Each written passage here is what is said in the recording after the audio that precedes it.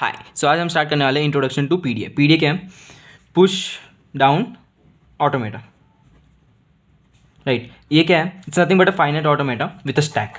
ठीक है, finite automata हमारा क्या करता था, हमारे जो भी रेगुलर लैंग्वेज थे वो रिकॉग्नाइज करता था, राइट। तो पीडीए हमारा क्या करता है, वो लैंग्वेजेस जो लाइक फाइनाइट ऑटोमेटा रिकॉग्नाइज नहीं कर सकता because of lack of memory. Finite automata में हमारे पास कोई मेमोरी होती थी क्या? नहीं, हम एक स्टेट से दूसरे स्टेट पे जाते थे डिपेंडिंग ऑन द इनपुट। जो भी हमको अभी करंटली कैरेक्टर मिलेगा, हम उस कैरेक्टर के बेसिस पे हम किसी और स्टेट पे जाते थे, राइट। यहाँ पे हमको क्या है, हमको एक स्टैक मिलेगा। स्टैक क्या करेगा? स्टैक स्टोर करके रखेगा कि प्रीवियसली कौन से कैरेक्टर्स आ चुके हैं एंड उस बेसिस पे हम ऑपरेशन परफॉर्म करते रहेंगे, राइट।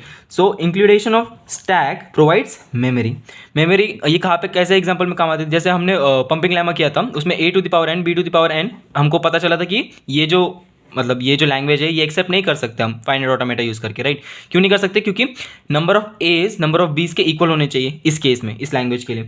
एंड हमको पता कैसे चलेगा? मतलब समझो मैंने यहाँ पे आ गया, मैं नंबर ऑफ बीस मैं ये कर रहा हूँ, काउंट कर रहा हूँ, तो मुझे याद ही नहीं, मुझे पता ही नहीं ना अगर नंबर ऑफ एज कितने, तो फिर मैं नंबर ऑफ बीस कैसे काउंट करूँ? कैसे मैं इक्वलाइज कर सकूँ कि हाँ ये दोनों इक्वल है? नहीं कर सकता ना। इसकी वजह से मेरे को ये मेमोरी चाहिए, मेरे को किसी टाइप की तो मेमोरी चाहिए स्टोर करके रखने के लिए कि एज कितने थे 20 से पहले, तो मैं जाके 20 काउंट कर पाऊंगा और फिर मैं देख पाऊंगा कि दोनों इक्वल थे क्या नहीं।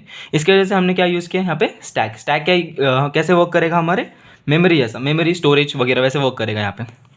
PDA can perform following things. एक वो क्या मतलब पीडीए क्या, ये तो हमारा ये देखता था ना, फाइनाइट ऑटोमेटा क्या करता था, इनपुट सिंबल रीड करता था। इनपुट सिंबल रीड करने के बाद में जो भी ट्रांजेक्शन परफॉर्म करने थे वो करते थे। बस यहाँ पे ऐड क्या हुआ? Push pop and skip operations. हमारा क्या है? स्टैक क्या है? स्टैक एक डेटा स्ट्रक्चर है। डेटा स्ट्रक्चर में हम ऑपरेशन कौन से परफॉर्म कर सकते हैं? हम पुश ऑपरेशन परफॉर्म कर सकते थे, पॉप ऑपरेशन परफॉर्म कर सकते थे, राइट। सो इसमें स्टैक में कैसे होता है? वैसे हमारा होता है लीफो या मतलब LIFO, last in first out, right. कि आप जो कैरेक्टर लास्ट में डालोगे वो स्टैक के टॉप पे रहेगा, है ना। सो बस वही कि स्टैक है हमारा और उसमें हम कुछ चीज़ें डाल सकते हैं, कुछ चीज़ें पॉप कर सकते हैं। अब वो डिपेंडिंग ऑन द लॉजिक, कौन सा लैंग्वेज के लिए हम पीडीए डिज़ाइन कर रहे हैं उस बेसिस पे लॉजिक अलग अलग होते जाएगा एंड उस हिसाब से ऑपरेशन हम परफॉर्म करते रहेंगे। So PDA is more powerful than finite automata. क्यों? क्योंकि उसमें मेमोरी का एडिशन है। इसलिए जो भी पावरफुल लैंग्वेजेस है जो फाइनाइट ऑटोमेटा मतलब रिकॉग्नाइज नहीं कर सकता, वो हम उसके लिए हम पीडीए ड्रॉ करते हैं। किसके लिए? कॉन्टेक्स्टफुल लैंग्वेज, जैसे मैंने बोला powerful language, right. More powerful language जो फाइनाइट ऑटोमेटा से रिकॉग्नाइज नहीं हो सकती वो है हमारी contextful language. Contextful language can be recognise by PDA.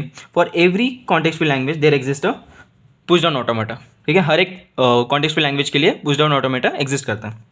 Okay, सो अगर हम ये देखें तो ये हमारे क्या है? ये हमारे इनपुट स्ट्रिंग है, ये हमारा वर्ड जो भी होगा वो, ये हमारा क्या है? Finite control. ये अगर सिर्फ ये देखूँ मैं तो ये हमारा क्या बनता था? ये सिर्फ ये दोनों चीज़ें इंक्लूड कर दो तो मेरा बनता था फाइनाइट ऑटोमेटा। और फिर मैंने इसमें क्या बोला? इसमें मैंने क्या क्या ऐड? स्टैक ऐड कर दिया, दैट इज दिस थिंग। ये डेटा स्ट्रक्चर ऐड कर दिया, तो ये क्या बन गया हमारा? पुश डाउन ऑटोमेटा, बस और कुछ नहीं।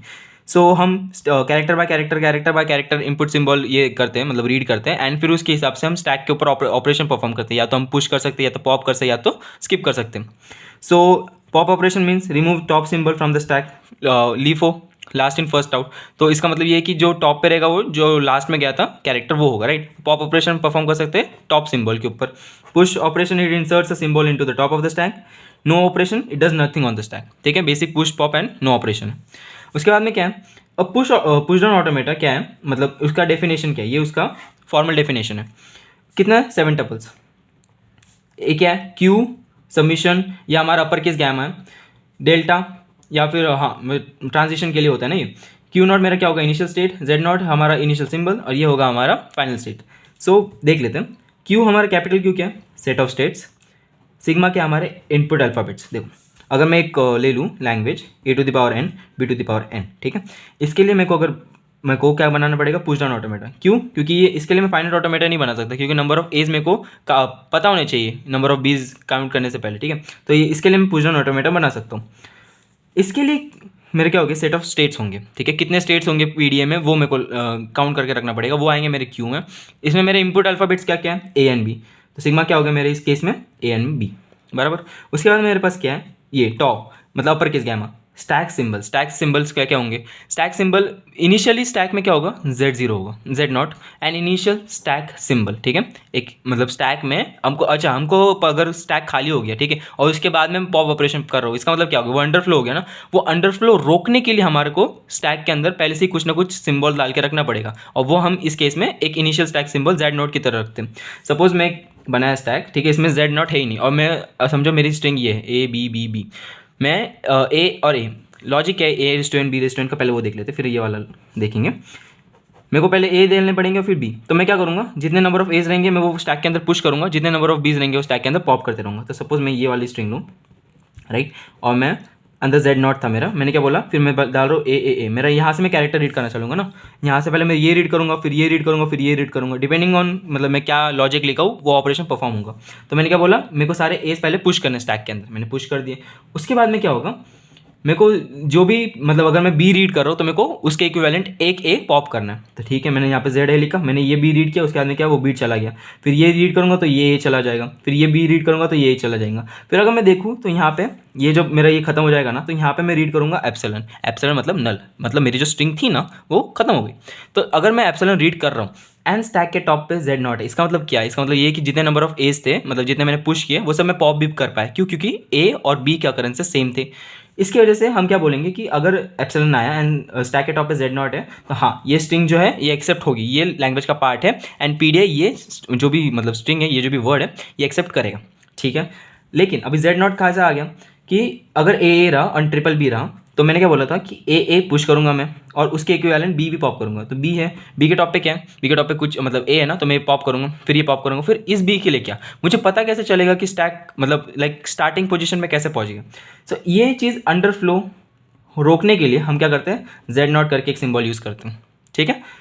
अच्छा, ये क्योंकि एक होता है एक मतलब दो तरीके से हम इनपुट या जो भी हम ट्रांजिशन कर रहे हैं ना, हम दो चीज़ें से एक्सेप्ट कर सकते हैं पीडीएफ। एक हम फाइनल स्टेट बनाएंगे, हमारे जैसे DFA NFA में होता था ना फाइनल स्टेट, वैसे हम फाइनल स्टेट्स बना सकते हैं, या तो empty stack, except by empty stack. तो ये एम्प्टी स्टैक से एक्सेप्ट करने के लिए हमको स्टैक में कुछ रखना पड़ेगा, क्योंकि स्टैक एम्प्टी हो जाएगा, फिर हम वो एक्सेप्ट तो नहीं कर सकते, क्योंकि ये स्ट्रिंग तो एक्सेप्ट नहीं कर सकता मैं। हम ये बाद में डिटेल में पढ़ेंगे, बट बेसिक नॉलेज में इतना ही है कि हमको रखना पड़ता है ताकि वो अंडरफ्लो ना हो जाए, ठीक है। स्टैक हमको एम्प्टी नहीं चाहिए एनी टाइम। अगर हम एम्प्टी कर रहे हैं स्टैक को तो इसका मतलब वो स्ट्रिंग एक्सेप्ट होनी चाहिए, सिंपल। फिर हमारे क्या है? हमारे ये हो गए हमारे ट्रांजिशन फंक्शंस हम देखेंगे जब हम push pop and no operation perform करेंगे ना, उस केस में हम ये देखेंगे कि इसका लॉजिक क्या है।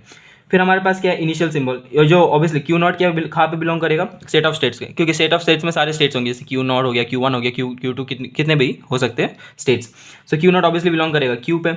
F क्या है? हमारा फाइनल स्टेट तो वो भी Q को बिलोंग करेगा, और Z0 तो मेरा इनिशियल स्टैक सिंबल। सो हाँ, इतना था basic introduction to push down automata. इसके बाद में हम देखेंगे push pop and no operation, जो हम स्टैक के ऊपर परफॉर्म करते हैं depending on the logic. And that's it.